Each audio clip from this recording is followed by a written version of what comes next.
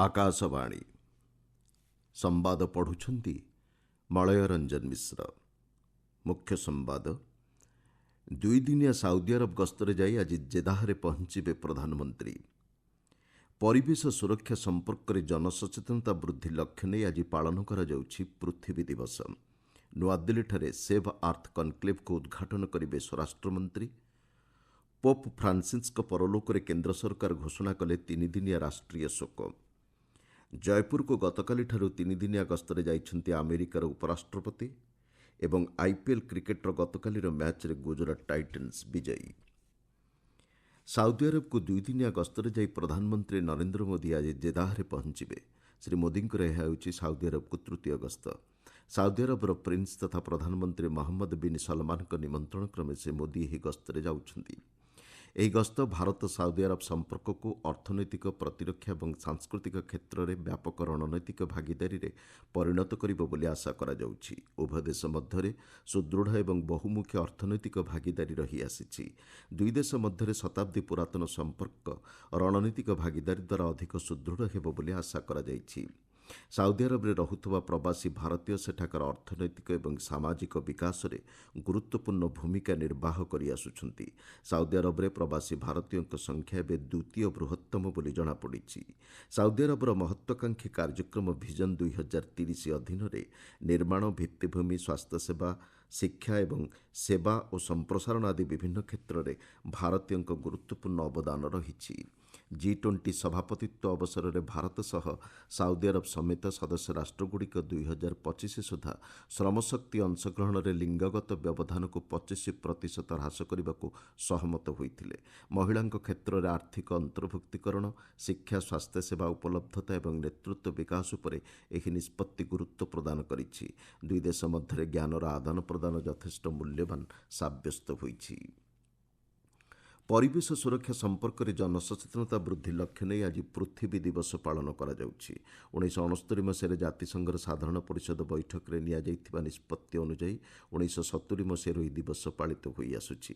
ଚଳିତ ବର୍ଷର ବିଷୟବସ୍ତୁ ରହିଛି ଆମ ଶକ୍ତି ଆମ ଗ୍ରହ। ନୂଆଦିଲ୍ଲୀର NASC ପରିସରରେ ଆଜି ସ୍ୱରାଷ୍ଟ୍ରମନ୍ତ୍ରୀ ଅମିତ ଶାହା ସେଭ୍ ଆର୍ଥ କନକ୍ଲେଭ୍କୁ ଉଦ୍ଘାଟନ କରିବେ। ଜଳବାୟୁ ପରିବର୍ତ୍ତନର ମୁକାବିଲା ଏବଂ ଅର୍ଥନୈତିକ ଅଭିବୃଦ୍ଧିକୁ ତ୍ୱରାନ୍ୱିତ କରିବା ଲକ୍ଷ୍ୟ ନେଇ ଏହି ସମ୍ମିଳନୀର ମୁଖ୍ୟ ଉଦ୍ଦେଶ୍ୟ। ଏ ସମ୍ପର୍କରେ ସୂଚନା ଦେଇ ମହାରାଷ୍ଟ୍ରରେ ପରିବେଶ ଏବଂ ନିରନ୍ତର ବିକାଶ ଲକ୍ଷ୍ୟ ନେଇ ଗଠିତ ମୁଖ୍ୟମନ୍ତ୍ରୀଙ୍କ ଟାସ୍କ ଫୋର୍ସର ଅଧ୍ୟକ୍ଷ ପାଶା ପଟେଲ କହିଛନ୍ତି, ଲାଟୁରର ଫୋନିକ୍ସ ଫାଉଣ୍ଡେସନ ସଂସ୍ଥା ଏବଂ Indian chamber of food and agriculture ଆନୁକୂଲ୍ୟରେ ଏହି ସମ୍ମିଳନୀର ଆୟୋଜନ କରାଯାଇଛି। ଏଥିରେ ଦେଶର ବିଭିନ୍ନ ପ୍ରାନ୍ତରୁ 1200 ପ୍ରତିନିଧି ଯୋଗ ଦେବାର ଆଶା କରାଯାଉଛି ବୋଲି ସେ କହିଛନ୍ତି। ସଡ଼କ ପରିବହନ ଏବଂ ରାଜପଥ ମନ୍ତ୍ରୀ ନୀତିନ ଗଡ଼କରୀ, ପରିବେଶ ମନ୍ତ୍ରୀ ଭୂପେନ୍ଦ୍ର ଯାଦବ ମଧ୍ୟ ଏହି ଦିନିକିଆ ସମ୍ମିଳନୀର ପୃଥକ ପୃଥକ ଅଧିବେଶନରେ ଯୋଗଦେବେ ବୋଲି ସେ ସୂଚନା ଦେଇଛନ୍ତି। ଜଳବାୟୁ ପରିବର୍ତ୍ତନର ମୁକାବିଲା ଏବଂ ସବୁଜ ଉଦ୍ଭାବନ କ୍ଷେତ୍ରରେ ଉତ୍କର୍ଷ ପ୍ରତିପାଦନ କରିଥିବା 15 ଜଣଙ୍କୁ ଇଣ୍ଡିଆ ସଷ୍ଟେନେବିଲିଟି ପୁରସ୍କାର 2025 ପ୍ରଦାନ କରାଯିବ ବୋଲି ସେ କହିଛନ୍ତି। ପୋପ୍ ଫ୍ରାନ୍ସିସ୍ଙ୍କ ପରଲୋକରେ କେନ୍ଦ୍ର ସରକାର ତାଙ୍କୁ ଶ୍ରଦ୍ଧାଞ୍ଜଳି ପ୍ରଦାନ ସ୍ୱରୂପ ତିନିଦିନିଆ ରାଷ୍ଟ୍ରୀୟ ଶୋକ ଘୋଷଣା କରିଛନ୍ତି। ଆଜି ଏବଂ ଆସନ୍ତାକାଲି ଦୁଇଦିନିଆ ରାଷ୍ଟ୍ରୀୟ ଶୋକ ପାଳନ କରାଯିବା ବେଳେ ଅନ୍ତିମ ସଂସ୍କାର ମଧ୍ୟ ଦିନିକିଆ ରାଷ୍ଟ୍ରୀୟ ଶୋକ ପାଳନ କରାଯିବ। ଏହି ସମୟରେ ଜାତୀୟ ପତାକା ଅର୍ଦ୍ଧନମିତ ରହିବା ସହିତ ସମସ୍ତ ସରକାରୀ ମନୋରଞ୍ଜନଧର୍ମୀ କାର୍ଯ୍ୟକ୍ରମଗୁଡ଼ିକୁ ବାତିଲ କରାଯାଇଛି। ଏକ ଦେଶ ଏକ ନିର୍ବାଚନ ସଂକ୍ରାନ୍ତ ଯୁଗ୍ମ ସଂସଦୀୟ କମିଟି ବୈଠକ ଆଜି ଅନୁଷ୍ଠିତ ହେବ। ପ୍ରଥମ ଅଧିବେଶନରେ ସୁପ୍ରିମକୋର୍ଟର ପୂର୍ବତନ ବିଚାରପତି ଜଷ୍ଟିସ୍ ହେମନ୍ତ ଗୁପ୍ତାଙ୍କ ସହ କମିଟି ଆଲୋଚନା କରିବ। ଅନ୍ୟମାନଙ୍କ ମଧ୍ୟରେ ଜାମ୍ମୁ କାଶ୍ମୀର ହାଇକୋର୍ଟର ପୂର୍ବତନ ମୁଖ୍ୟ ବିଚାରପତି ଜଷ୍ଟିସ୍ SN ଝା, ସୁପ୍ରିମକୋର୍ଟର ପୂର୍ବତନ ବିଚାରପତି ତଥା ଭାରତୀୟ 21ତମ ଲ କମିଶନର ଅଧ୍ୟକ୍ଷ ଡକ୍ଟର ଜଷ୍ଟିସ୍ BS ଚୌହାନ ବୈଠକରେ କମିଟି ସଦସ୍ୟଙ୍କ ସହ ମତ ବିନିମୟ କରିବେ। ଆଜିର ବୈଠକର ଅନ୍ତିମ ଅଧିବେଶନରେ ରାଜ୍ୟସଭା ସଦସ୍ୟ ତଥା ବରିଷ୍ଠ ଆଇନଜୀବୀ ଡକ୍ଟର ଅଭିଷେକ ମନୁ ସିଂଘଭି ଆଲୋଚନା କରିବାର କାର୍ଯ୍ୟକ୍ରମ ରହିଛି। ଆପଣମାନେ ସମ୍ବାଦ ଶୁଣୁଛନ୍ତି ଆକାଶବାଣୀରୁ। ଆମେରିକାର ଉପରାଷ୍ଟ୍ରପତି JD ଭାନ୍ସ କହିଛନ୍ତି, ପ୍ରଧାନମନ୍ତ୍ରୀ ନରେନ୍ଦ୍ର ମୋଦିଙ୍କ ସହ ସାକ୍ଷାତ ଆଲୋଚନା ଏକ ଗୌରବର ବିଷୟ। ଶ୍ରୀ ମୋଦି ଜଣେ ମହାନ ନେତା ଏବଂ ଭାରତ ଗସ୍ତର ପ୍ରଥମ ଦିନରେ ତାଙ୍କ ସହ ସାକ୍ଷାତ ହେବା ଗୌରବର ବିଷୟ ବୋଲି ଶ୍ରୀ ଭାନ୍ସ କହିଛନ୍ତି। ନୂଆଦିଲ୍ଲୀସ୍ଥିତ ପ୍ରଧାନମନ୍ତ୍ରୀଙ୍କ ବାସଭବନରେ ତାଙ୍କ ପରିବାରର ରହଣି ପାଇଁ ଆୟୋଜନ କରିଥିବାରୁ ଶ୍ରୀ ଭାନ୍ସ ଶ୍ରୀ ମୋଦିଙ୍କୁ ବିଶେଷ କୃତଜ୍ଞତା ଜ୍ଞାପନ କରିଛନ୍ତି। ଦୁଇ ଦେଶ ମଧ୍ୟରେ ବନ୍ଧୁତ୍ୱ ଏବଂ ସହଯୋଗକୁ ଅଧିକ ସୁଦୃଢ଼ କରିବାକୁ ସେ ଗୁରୁତ୍ୱ ପ୍ରଦାନ କରିଛନ୍ତି। ଅନ୍ୟପକ୍ଷରେ ଶ୍ରୀ ଭାନ୍ସ ତିନିଦିନିଆ ଗସ୍ତରେ ଯାଇ ଗତ ରାତିରେ ଜୟପୁରରେ ପହଞ୍ଚିଛନ୍ତି। ଶ୍ରୀ ଭାନ୍ସଙ୍କ ସହ ତାଙ୍କ ପରିବାର ଏବଂ ଆମେରିକାର ପ୍ରଶାସନର ବରିଷ୍ଠ ଅଧିକାରୀଙ୍କ ପ୍ରତିନିଧି ମଣ୍ଡଳୀ ଜୟପୁର ଯାଇଛନ୍ତି। ଐତିହାସିକ ଆମେର ଦୁର୍ଗ ଆଜି ସେମାନେ ପରିଦର୍ଶନ କରିବାର କାର୍ଯ୍ୟସୂଚୀ ରହିଛି। ଅପରାହ୍ନରେ ଜୟପୁରଠାରେ ଭାରତ ଆମେରିକା ବାଣିଜ୍ୟ ସମ୍ପର୍କର ଭବିଷ୍ୟତ ଶୀର୍ଷକ ବ୍ୟବସାୟିକ ଶିଖର ସମ୍ମିଳନୀକୁ ଶ୍ରୀ ଭାନ୍ସ ସମ୍ବୋଧନ କରିବେ। ଏହି ଗସ୍ତ ଅବସରରେ ଶ୍ରୀ ଭାନ୍ସ ରାଜ୍ୟପାଳ ହରିଭାଉ ବାଗଡେ ଏବଂ ମୁଖ୍ୟମନ୍ତ୍ରୀ ଭଜନଲାଲ ଶର୍ମାଙ୍କ ସହ ସାକ୍ଷାତ ଆଲୋଚନା କରିବେ।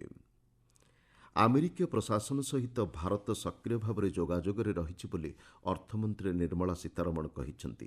ଉଭୟ ଦେଶ ମଧ୍ୟରେ ଦ୍ୱିପାକ୍ଷିକ ବାଣିଜ୍ୟ ଚୁକ୍ତିର ପ୍ରଥମ ପର୍ଯ୍ୟାୟ ଚଳିତ ବର୍ଷ ସକାରାତ୍ମକ ଭାବେ ଶେଷ ହେବ ବୋଲି ସେ ଆଶା ପ୍ରକାଶ କରିଛନ୍ତି। ଚଳିତ ବର୍ଷ ପ୍ରାରମ୍ଭରେ ଆମେରିକା ରାଷ୍ଟ୍ରପତି ଡୋନାଲ୍ଡ ଟ୍ରମ୍ପ ଏବଂ ପ୍ରଧାନମନ୍ତ୍ରୀ ନରେନ୍ଦ୍ର ମୋଦିଙ୍କ ମଧ୍ୟରେ ଏକ ଦ୍ୱିପାକ୍ଷିକ ବାଣିଜ୍ୟ ଚୁକ୍ତି ନେଇ ଆଲୋଚନା ହୋଇଥିଲା। 2030 ସୁଦ୍ଧା ଦ୍ୱିପାକ୍ଷିକ ବାଣିଜ୍ୟ କାରବାରକୁ ଦ୍ୱିଗୁଣିତ କରି 500 ବିଲିୟନ ଆମେରିକୀୟ ଡଲାରରେ ପହଞ୍ଚାଇବାକୁ ଲକ୍ଷ୍ୟ ରଖାଯାଇଛି। ଆମେରିକା ଗସ୍ତ ଅବସରରେ ଅର୍ଥମନ୍ତ୍ରୀ ସେଠାକାର ଟ୍ରେଜେରୀ ସେକ୍ରେଟାରୀ ସ୍କଟ୍ ବେସେଣ୍ଟଙ୍କ ସହ ସାକ୍ଷାତ ଆଲୋଚନା କରିବାର କାର୍ଯ୍ୟସୂଚୀ ରହିଛି। ସେହିଭଳି ଆମେରିକାର ବାଣିଜ୍ୟ ପ୍ରତିନିଧିଙ୍କ କାର୍ଯ୍ୟାଳୟଠାରେ ଅଧିକାରୀସ୍ତରୀୟ ଆଲୋଚନା ବୈଠକରେ ଅର୍ଥମନ୍ତ୍ରୀ ଯୋଗଦେବେ। ଶ୍ରୀମତୀ ସୀତାରମଣ କହିଛନ୍ତି, ପ୍ରଧାନମନ୍ତ୍ରୀ ନରେନ୍ଦ୍ର ମୋଦିଙ୍କ ଦୂରଦୃଷ୍ଟି ସମ୍ପନ୍ନ ନେତୃତ୍ୱ ଏବଂ ନିରନ୍ତର କାର୍ଯ୍ୟାବଳୀ ଭାରତକୁ ଦ୍ରୁତ ଅଭିବୃଦ୍ଧିଶୀଳ ଅର୍ଥନୀତିରେ ପରିଣତ କରିଛି।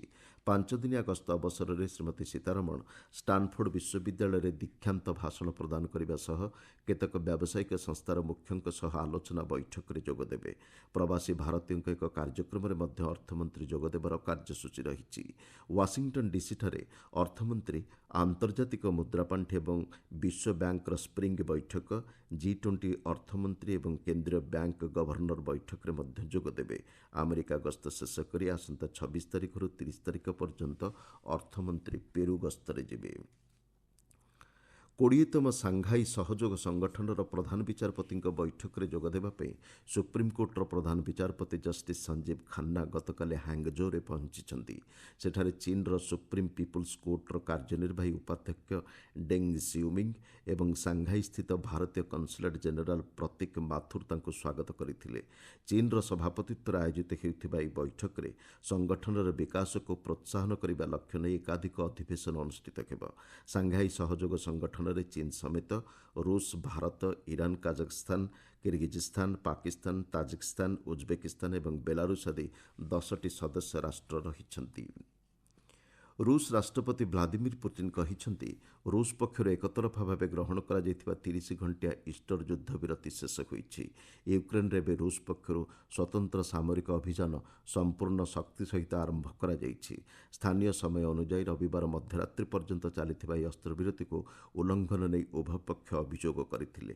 ମସ୍କୋରେ ଆୟୋଜିତ ଏକ ସ୍ୱତନ୍ତ୍ର କାର୍ଯ୍ୟକ୍ରମରେ ଗଣମାଧ୍ୟମକୁ ସମ୍ବୋଧନ କରି ରାଷ୍ଟ୍ରପତି ପୁତିନ୍ କହିଛନ୍ତି, ଯୁଦ୍ଧବିରତି ସମୟରେ ୟୁକ୍ରେନ୍ ସଶସ୍ତ୍ର ବାହିନୀର ସାମରିକ କାର୍ଯ୍ୟକଳାପ ହ୍ରାସ ପାଇଥିଲା। ବେସାମରିକ ଅଞ୍ଚଳ ଉପରେ ଆକ୍ରମଣକୁ ଏଡ଼ାଇବା ପାଇଁ କିଭ୍ର ପ୍ରସ୍ତାବ ସମ୍ପର୍କରେ ରୁଷ ଦ୍ୱିପାକ୍ଷିକ ଆଲୋଚନା ପାଇଁ ପ୍ରସ୍ତୁତ ଅଛି ବୋଲି ଶ୍ରୀ ପୁଟିନ୍ ସୂଚନା ଦେଇଛନ୍ତି। ଆଇପିଏଲ୍ କ୍ରିକେଟର ଗତକାଲିର ମ୍ୟାଚ୍ରେ ଗୁଜରାଟ ଟାଇଟନ୍ସ ବିଜୟୀ ହୋଇଛି। କୋଲକାତାର ଇଡେନ୍ ଗାର୍ଡେନ୍ସଠାରେ ଖେଳାଯାଇଥିବା ଏହି ମ୍ୟାଚ୍ରେ ଗୁଜରାଟ 39 ରନ୍ରେ କୋଲକାତା ନାଇଟ୍ ରାଇଡର୍ସକୁ ପରାସ୍ତ କରିଛି। ଟସ୍ ଜିତି କୋଲକାତା ବୋଲିଂ କରିବାକୁ ନିଷ୍ପତ୍ତି ନେଇଥିଲା। ପ୍ରଥମେ ବ୍ୟାଟିଂ ଆରମ୍ଭ କରି ଗୁଜରାଟ ଟାଇଟନ୍ସ 3 ୱିକେଟ୍ ବିନିମୟରେ 198 ରନ୍ ସଂଗ୍ରହ କରିଥିଲା। ଦଳ ପକ୍ଷରୁ ଅଧିନାୟକ ଶୁଭମନ ଗିଲ୍ 90 ରନ୍ ଏବଂ ସାଇ ସୁଦର୍ଶନ 52 ରନ୍ ସଂଗ୍ରହ କରିଥିଲେ। 199 ରନ୍ର ବିଜୟ ଲକ୍ଷ୍ୟକୁ ପିଛା କରି କୋଲକାତା ନିର୍ଦ୍ଧାରିତ 20 ଓଭରର 8 ୱିକେଟ୍ ବିନିମୟରେ 159 ରନ୍ ସଂଗ୍ରହ କରିବାକୁ ସକ୍ଷମ ହୋଇଥିଲା। ଦଳ ପକ୍ଷରୁ ଅଜିଙ୍କ୍ୟ ରାହାଣେ 50 ରନ୍ ସଂଗ୍ରହ କରିଥିଲେ। ଶୁଭମନ ଗିଲ୍ଙ୍କୁ ପ୍ଲେୟାର ଅଫ୍ ଦି ମ୍ୟାଚ୍ ଘୋଷଣା କରାଯାଇଛି। ଆଜି ଲକ୍ଷ୍ନୌ ସୁପର ଜାୟାଣ୍ଟସ୍ ଏବଂ ଦିଲ୍ଲୀ କ୍ୟାପିଟାଲ୍ସ ମଧ୍ୟରେ ମୁକାବିଲା ହେବ। ଲକ୍ଷ୍ନୌର ଏକନା ଷ୍ଟାଡିୟମ୍ଠାରେ ଏହି ମ୍ୟାଚ୍ ସନ୍ଧ୍ୟା 7:30ଟାରେ ଆରମ୍ଭ ହେବ। ମୁଖ୍ୟ ସମ୍ବାଦଗୁଡ଼ିକ ପୁଣି ଥରେ। 2 ଦିନିଆ ସାଉଦି ଆରବ ଗସ୍ତରେ ଯାଇ ଆଜି ଜେଦାହରେ ପହଞ୍ଚିବେ ପ୍ରଧାନମନ୍ତ୍ରୀ। ପରିବେଶ ସୁରକ୍ଷା ସମ୍ପର୍କରେ ଜନସଚେତନତା ବୃଦ୍ଧି ଲକ୍ଷ୍ୟ ନେଇ ଆଜି ପାଳନ କରାଯାଉଛି ପୃଥିବୀ ଦିବସ। ନୂଆଦିଲ୍ଲୀଠାରେ ସେଭ୍ ଆର୍ଥ କନକ୍ଲେଭ୍କୁ ଉଦ୍ଘାଟନ କରିବେ ସ୍ୱରାଷ୍ଟ୍ରମନ୍ତ୍ରୀ। ପୋପ୍ ଫ୍ରାନ୍ସିସ୍କ ପରଲୋକରେ କେନ୍ଦ୍ର ସରକାର ଘୋଷଣା କଲେ 3 ଦିନିଆ ରାଷ୍ଟ୍ରୀୟ ଶୋକ। ଜୟପୁରକୁ ଗତକାଲିଠାରୁ 3 ଦିନିଆ ଗସ୍ତରେ ଯାଇଛନ୍ତି ଆମେରିକାର ଉପରାଷ୍ଟ୍ରପତି ଏବଂ ଆଇପିଏଲ୍ କ୍ରିକେଟର ଗତକାଲିର ମ୍ୟାଚ୍ରେ ଗୁଜରାଟ ଟାଇଟନ୍ସ ବିଜୟୀ। ସମ୍ବାଦ ଶେଷ ହେଲା।